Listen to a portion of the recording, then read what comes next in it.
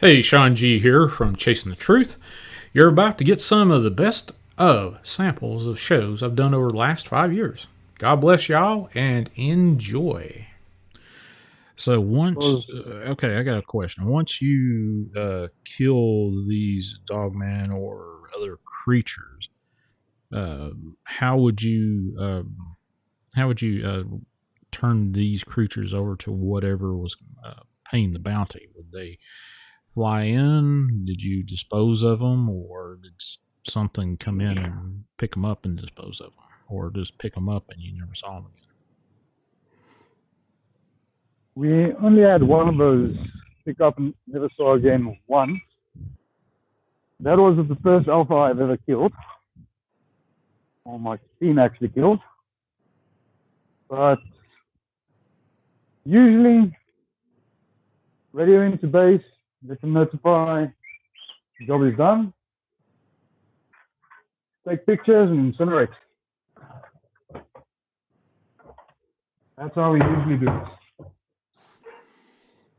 Okay, so what would you do with the remains after you incinerate it? Would you bury it or just leave it where it was? Have you ever seen a thorough petrol fire? Yeah, I've seen that. Yeah. Maybe leave the femur, sometimes pieces of the jaw, but usually it burns even the bones to ash. Oh, okay. All right. So you gotcha. The few bones we leave usually crush and distribute along as we go home. That's impressive. So So, how long over a course of time have you been doing this? So you haven't done it since 2010, am I correct? yeah, Okay, so how long were you doing it between 2010 and what date? How long was that? honestly, I can't even remember the date.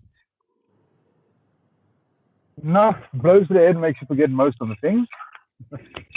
Yeah. But maybe to get into a first part with a goblin or anything that is technically stronger than a human.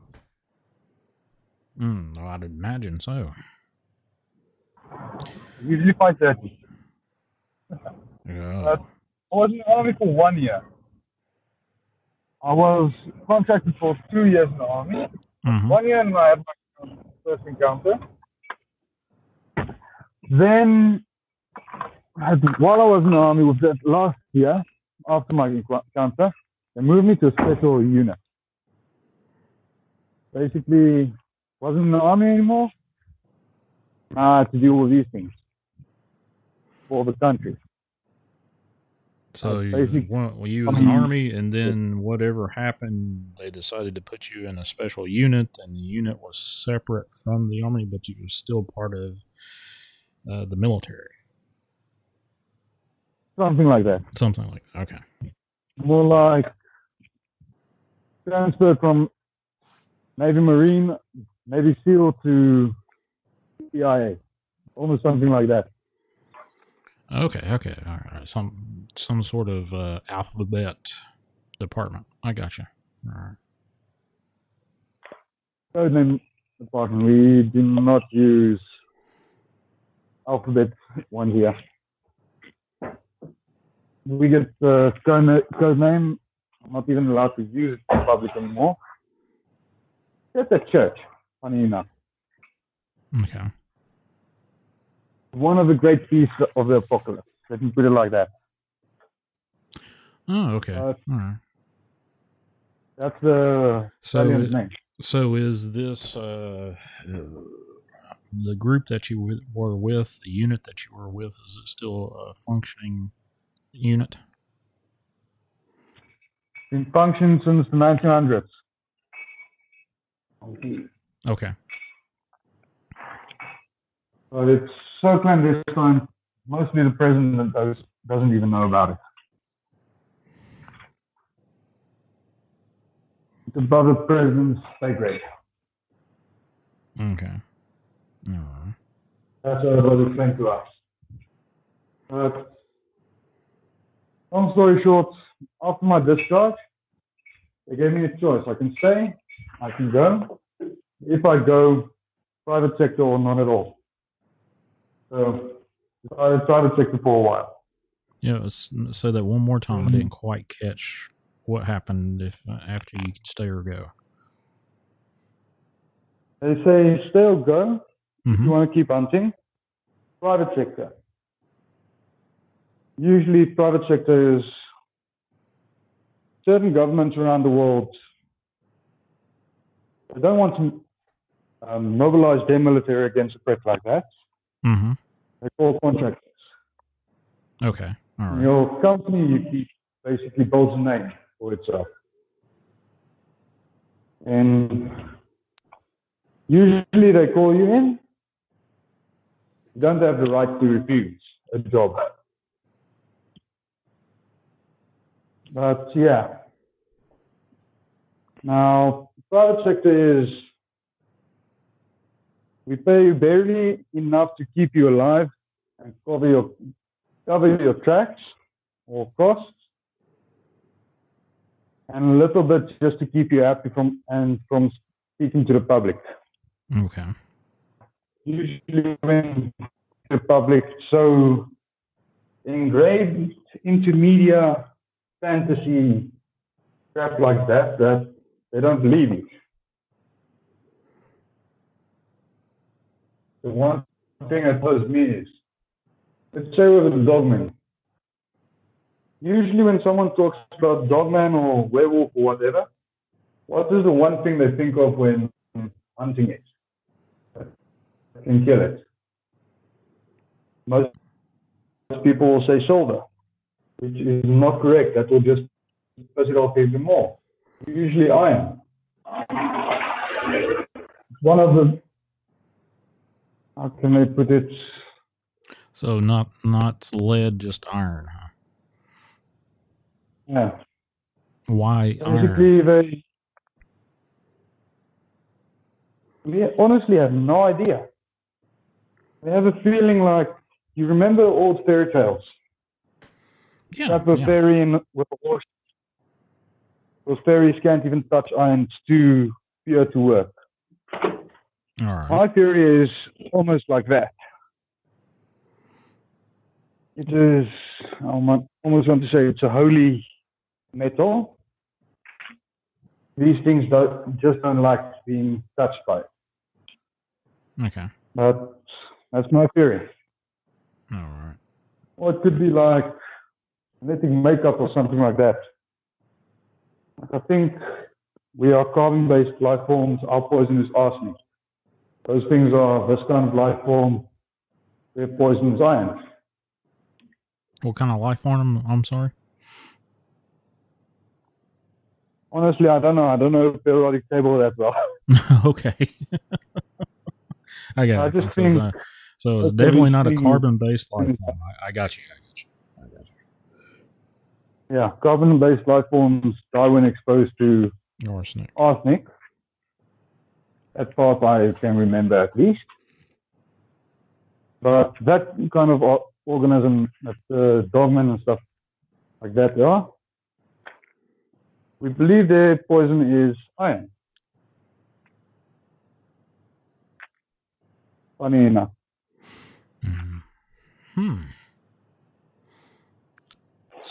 Yeah, it's a weird paradox. Yeah, that is weird. So, did you have any other ordinance besides iron ordinance, or did you have like grenades or explosives or anything that was made? I'm assuming had shrapnel ordinance made out of metal or iron. I'm sorry. World War II Russian, I almost want to say a pineapple grenade, but potato grenade. Mm-hmm. Their shells were usually made of iron. We use those things a lot. And funny enough, incendiary grenade, really peat, white phosphorus, burns through anything. So, were they more susceptible to fire? Usually only when they're dead. Other times it just pisses them off. Just pisses them off. Okay. Most things piss them off, but yeah.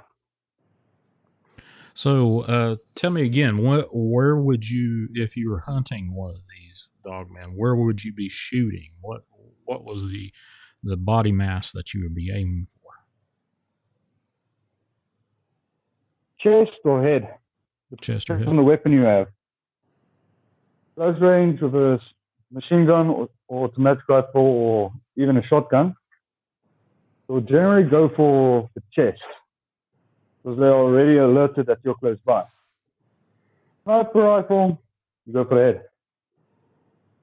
Usually you're far enough away to know they will not see you Okay. or smell you. So it's basically standard human fighting as well. Shoot for whatever sticks out.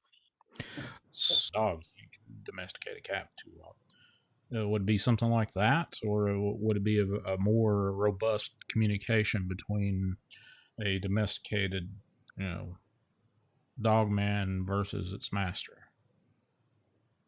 Honestly, I cannot tell you that. I have no idea. I have no idea. Okay. Have you ever come across a domesticated dog man? Never. That's why I actually use the term try to domesticate. I don't think they have too much luck with that. Okay. All right. That's interesting. Like the Super Soldier program. The Oh yeah, Americans from had a like while ago. from Italy and Germany and the whatnot. Yeah. Okay. I got you. They do something, doesn't work out, terminate the project. Try it again. So are these you mentioned these creatures have been around for a while? Have they done any crossbreeding or anything like that? Honestly, I believe there's different species of them. Like I said, the Russian one is A bear. just huge. Mm-hmm. So the shape of a bear, but the head is more canid. Okay. So what? Okay, And what's the what's Asian one is a bit skinnier. this? Have you been on the hunts up in Canada? Yeah, but it wasn't for a dog man. No, that wasn't a dog man. Okay, what was it?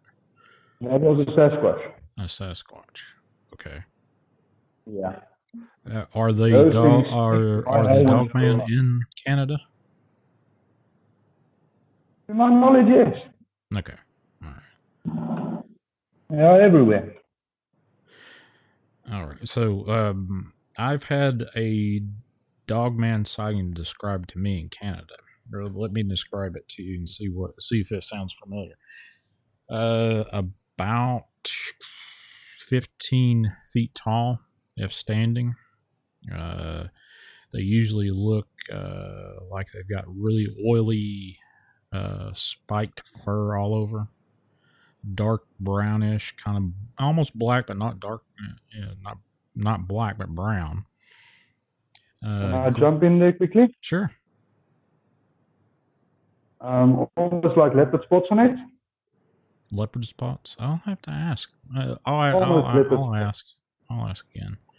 But the description I got was at night. So yeah.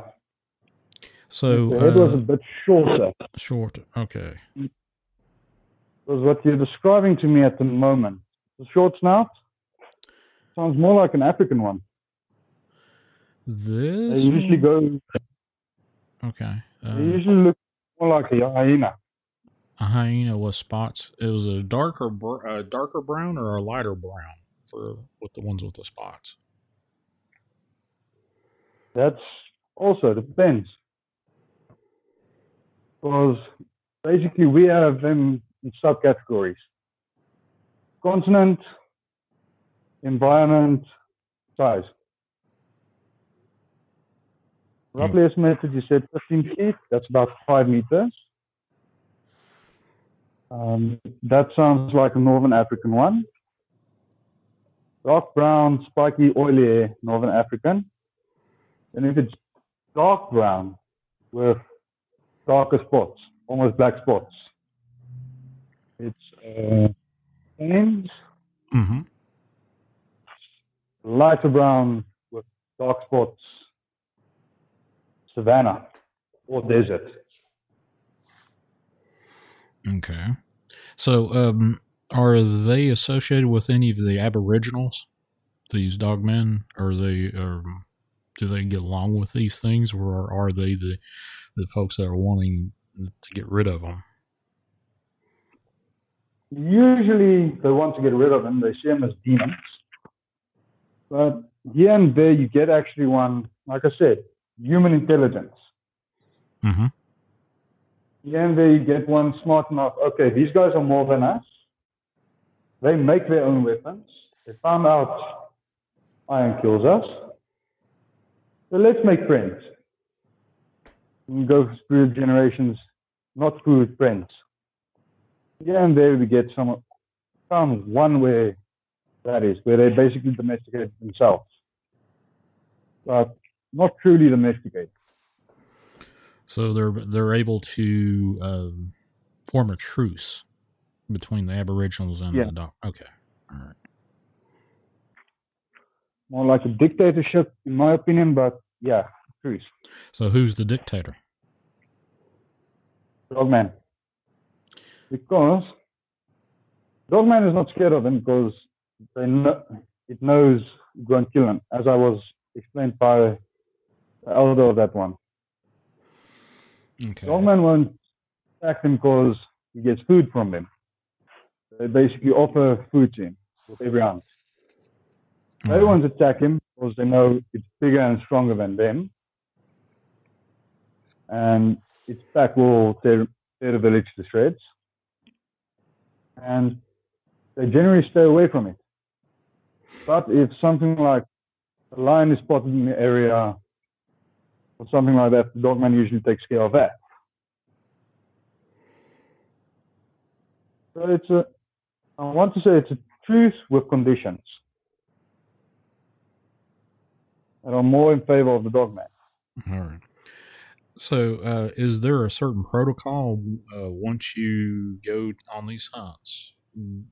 Is there a protocol that you start once you arrive at the scene, at the staging area? Do you meet up with certain individuals, or is it different from place to place? Depends, private sector or military. Military, you go basically as a lone soldier and you take orders from top brass in that country. Okay. If you are private sector, you get all the information from your client. You never see your client. Okay. You get all your information, you get part of the pay up front to get your gear and stuff in the country. And the protocol, we call it tourist. You are there for tourists, as a tourist, basically. So, have you once you get into these areas as a private sector tourist, have you ever run into local officials that did not know you're there to do whatever dispatching of dogmen or whatever creature you're hunting at the time? That has only happened to me once, funny enough. That was Northern Africa, but technically we crossed the border, so our client's authority wasn't allowed there.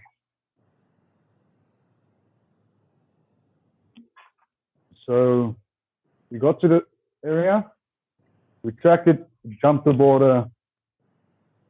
It was Northern Africa, one of the tribes there, almost in Egypt. I'm not going to name a specific country, but almost in Egypt. Okay. We crossed the border, we followed it, we were not aware we were crossing the border. And then base camp had to contact the client, get the client to explain why we were there and armed. Then 3 weeks later, we were set free and Never entered that. Hey, folks, thanks for listening to this best stuff sample of some of my 5 years in doing this radio show podcast called Chasing the Truth. Please visit iamdarkwaters.com, or you can email me at seang@iamdarkwaters.com. And my numbers and links are in the description below. God bless y'all, and I'll catch you on the flip side.